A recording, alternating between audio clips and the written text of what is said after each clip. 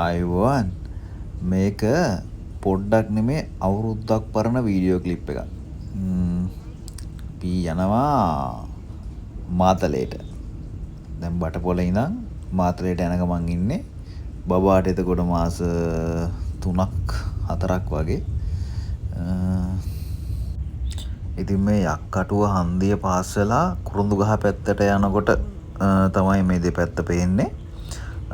අපි යන්නේ කුරුඳුගහ හැතැක්මෙන් දානවා දක්ෂිණ අධිවේගී මාර්ගයට දාලා කඩවතින් එක්සිට් වෙලා මීරිගමට ගිහිල්ලා මීරිගමෙන් ආය හයිවේ දානවා.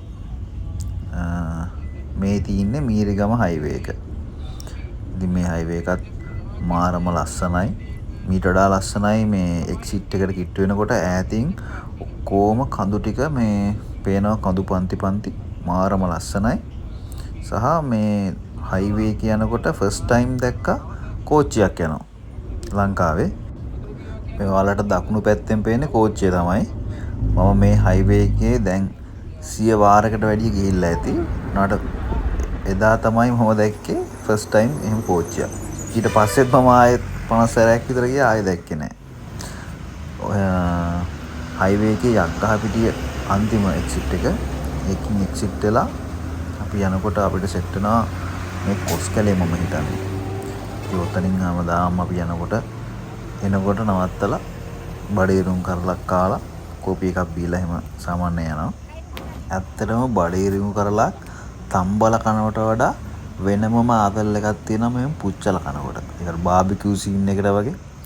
ඉතින් මේගොල්ලෝ මේ මත ලුණු වතුර එක දාලා බඩේරුම් කරලා අරගෙන තමයි මෙහෙම පුච්චන්නේ. පුච්චලා ආයෙ ලුණු වතුර එක දාලා ගන්නවා මට මතක විදියට.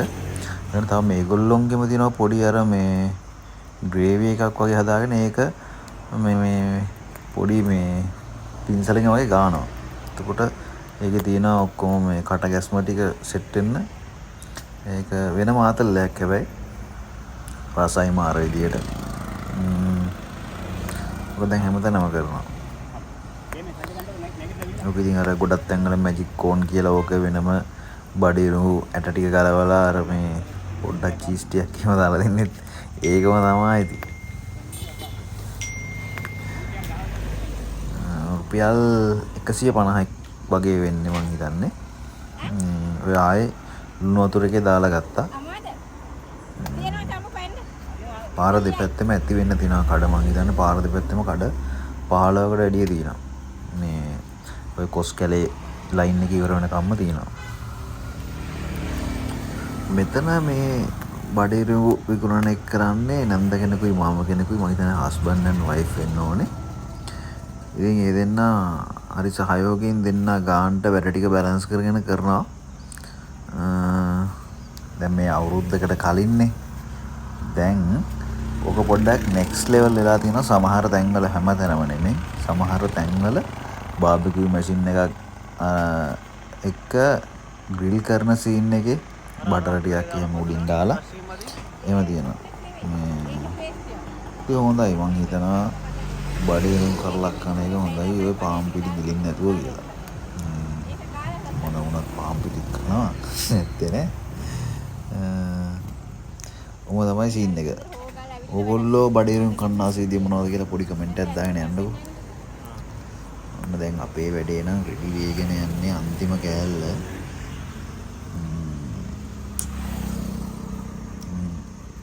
කන්න තමයි තියෙන්නේ තව ටිකක් කියලා ගියාට පස්සේ.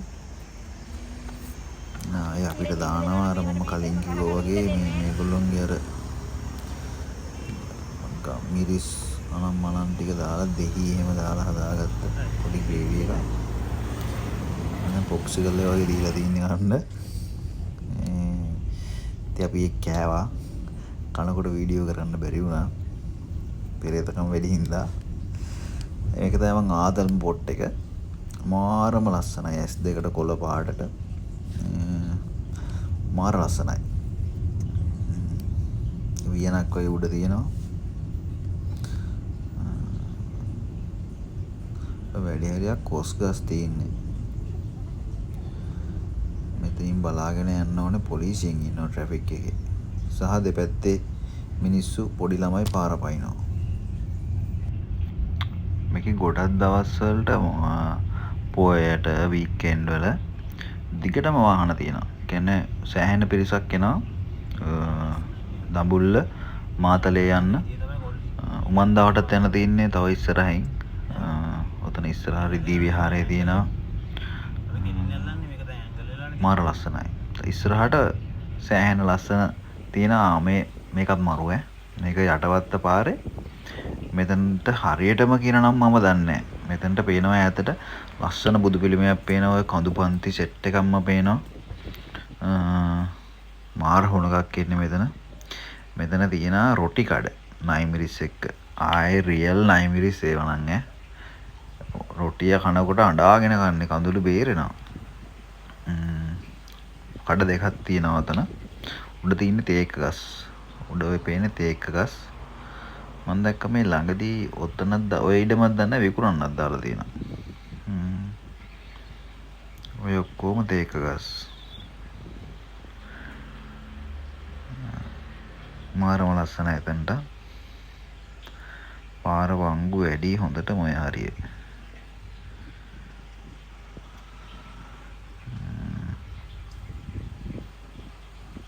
අපි ගිය දවස් හොඳ සනී ඩේ එකක්.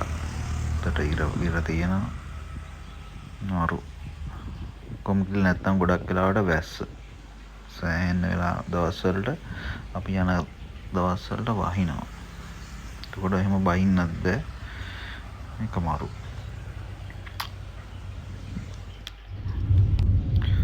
ඔන්න අපි මාතලේ ඉඳලා මාතලේ ගියා.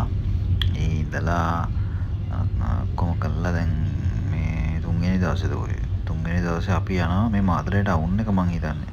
මේ මාතලේ ටවුන් එක අපි යනවා අනුරාධපුරේ රොන්නලි මාසයට. මේ දඹුල්ලේදී දඹුල්ල විහාරේ එතනට පණ්ඩරත් දාලා යනවා දේවාලයට. උදේ පාන්දර මං හිතන්නේ 5:56 වගේ.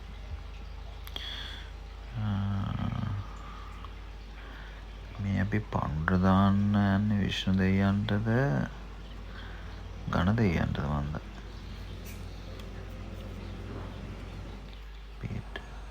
මෙතන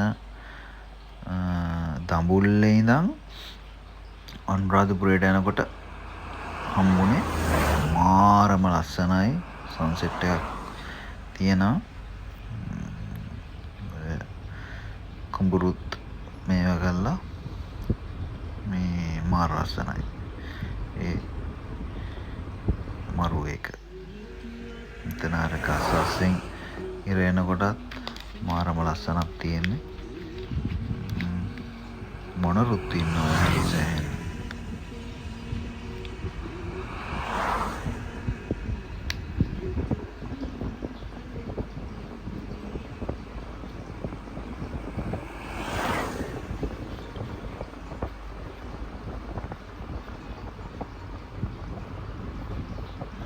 මෙතන එහෙම මාර ලස්සනයි.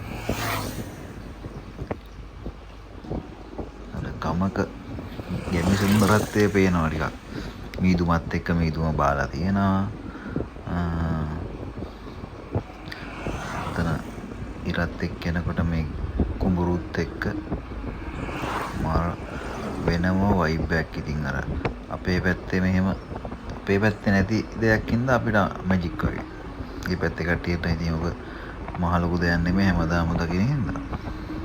අපිට නම් ඉතින් රියල් මැජික්. ඉතින් දැන් ඔය 6:00 විතර වෙන්න ඕනේ වෙලාව. අර එහාත් පේනවා කඳු වගේක්. කොහෙද මොනවද කියලා හරියටම දන්නේ නැහැ මං ඒවනම්. ඒ බකමූණ ඒ පේන්නේ බකමූණ පැත්තද දන්නේ නැහැ. දැන් 7 විතර වෙලා ඒත් අනුරාධපුරයට යනකොට මග දැන් හොඳට මීදුම අයින් වෙලා අවුව හොඳට වැටලා තියෙනවා. ඔය මීමැස්සෝ පේනව නේද? ඔය රුවන්වැලි මහසෑය ළඟ මල් විකුණන කඩ මීමැස්සෝ ඉන්නවා. ඒ මෙතනේ දිය බෙරළිය මල්ද කොහේ. ඉතින් අපි පුතා එක්ක ඉස්සෙල්ලාම යන මහසෑයට උඩමළුවට යන පළවෙනි පාර. අපේ බාරයකුත් තිබුණා. නිල්මානෙල් මල් 100ක් පූජා කරන්න. ඉතින් අපි තුන්දෙනාත් එක්ක අපි මේ යන්නේ මේ බාරේ ඔප්පු කරන්න.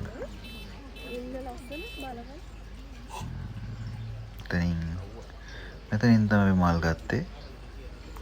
උදේ පාන්දර ගියේ හින්දා වාහනේ පාක් කරගන්නත් ප්‍රශ්නයක් වුණේ නැහැ. එයා ඉස්සෙල්ලාම පය තිබ්බේ රුවන්වැලි මහසෑය අභියස. අපි කීටි ආහාර හැම හදන් පූජා කරා.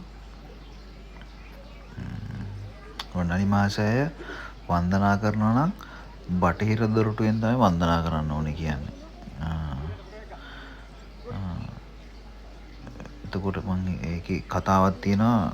ඒ ගර්භය ඇතුලේ වැඩ ඉන්න පිළිම වහන්සේ නම බුදුරජාන් වහන්සේගේ පිළිම වහන්සේ නමක් මුණ දීලා තියෙන්නේ ඒ පැත්තට කියලා කියනවා. තව කියනවා නාග ලෝකයෙන් ධාතු ද්‍රෝණයක් අරගෙන වැඩම කරන් ආපු පැත්ත. ඒ කියන්නේ නාග දොරටුව ඒ පැත්ත එක මම හරියටම 100%ක් විස්තර එහෙම දන්නේ නැහැ. එහෙම මම අහලා තියෙන කතන්දර.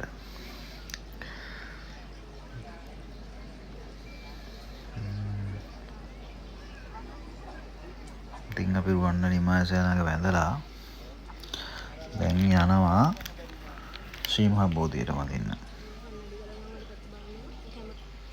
ඉතින් අපිට ඔය පැත්තට පේන view එක තමයි රුවන්වැලි මහසෑය. අපි දැන් ශ්‍රී මහා බෝධිය වැඳලා මේ පහළ ඉන්නේ ආය යන්න. ඉතින් අපිට ඉඩක් ලැබුණු හැම වෙලාවකම අපි යන්න ආසාවෙන් කැමැත්තෙන් ඉන්නේ ශ්‍රී මහා බෝධියට රුවන්වැලි මහසෑයට. ඉතින් ওই ගිය අවුරුද්දේ ගියපු එක ගිය අවුරුද්දේ අප්‍රේල් වල.